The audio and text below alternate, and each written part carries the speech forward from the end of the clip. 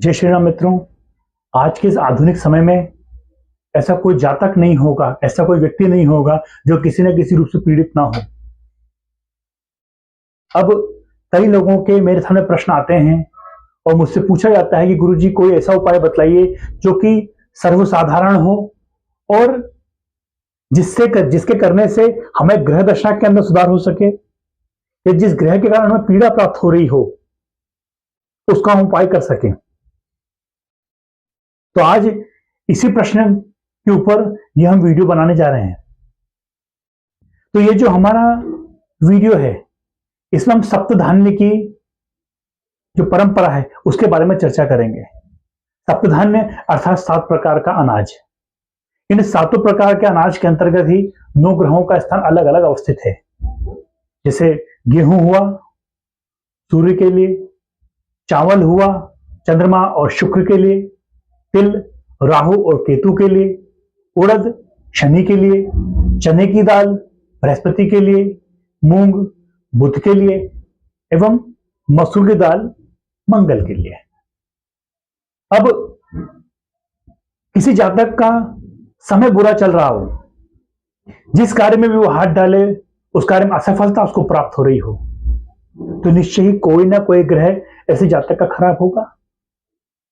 अब हम कैसे ज्ञात कर सके कि हमारा कौन सा ग्रह खराब अवस्था में है? तो साधारण सा नियम है कि आप इन सप्तधान्य को एकत्रित कर लीजिए और एकत्र करके एक बॉक्स में भर लीजिए। अब आपको करना कैसे है? थोड़े से आपने गेहूं ले लिए, उसी में आपने चावल मिला लिए, चावल के बाद उसमें मसूर मिला ली, थोड़ी मूंग मिला ली, चने की दाल आपने लिया। ध्यान रखिएगा चने की दाल का ही प्रयोग करना है, उससे मिलती हुई दाल या तुअर की दाल इसका प्रयोग वर्जित है। यहां पे स्पष्ट कह रहा हूं। तो चने की दाल आपने मिला ली,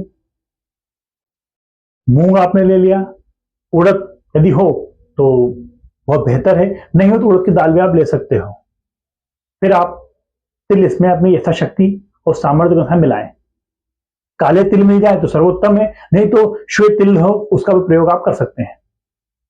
अब किसी भी रविवार को, अब ये प्रयोग जो है वो करना है आपको रविवार के दिन प्रातःकाल आप स्नान इत्यादि करके माता पिता के चरणों को स्पर्श करके, यदि जीवित अवस्था में हो तो उनके आज्ञा लेकर के प्रणाम करके उस सप्तधान्य में से एक मुट्ठी अपने छत पर या आंगन के प्रांगण में आपको उनको फैला देना है पंछियों के लिए।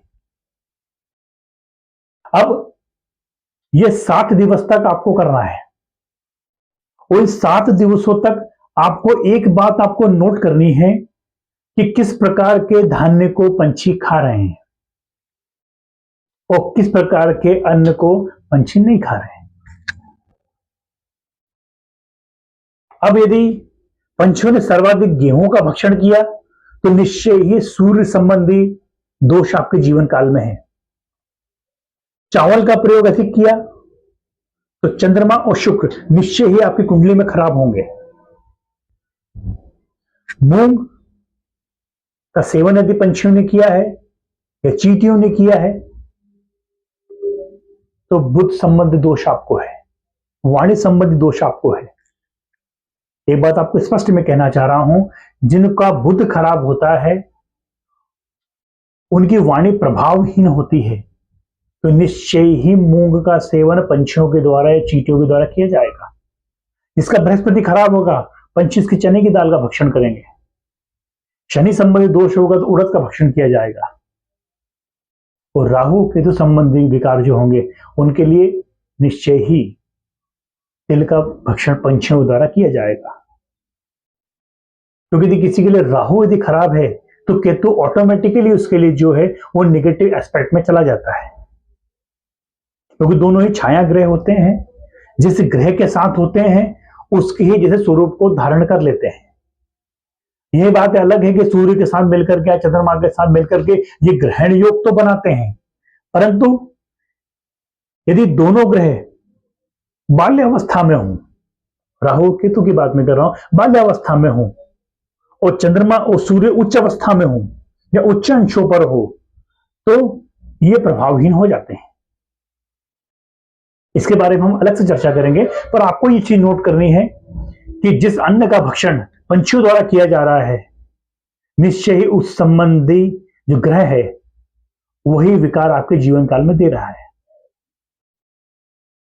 तो हमारे लिए यदि सूर्य खराब हो तो अपना जो वजन है उसका अनुसार तोल करके तुलादान करना सर्वोत्तम है, और तुलादान रविवार के दिन किया जाए तो सर्वोचित होगा।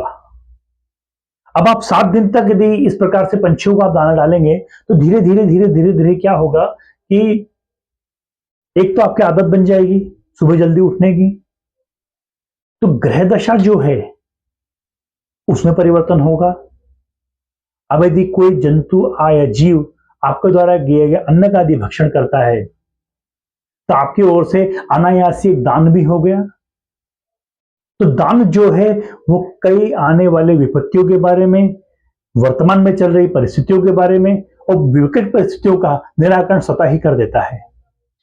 तो ये मेरे जितने भी व्यूअर्स हैं, जितने मेरे चैनल को देख रहे हैं, या जितने लोगों ने मुझसे प्रश्न किया है, कई लोगों ने यह प्रश्न किया है, उनके लिए सर्वाधिक सरल उपाय मैंने आपको बतलाया है। और यदि आपको विस्तृत अपना हस्त परीक्षण कराना है या कुंडली संबंधी मिलना है तो आप मुझे पर्सनली मुझे कॉल भी कर सकते हैं और व्हाट्सएप पे मैसेज करके आप परामर्श के लिए पूछ भी सकते हैं।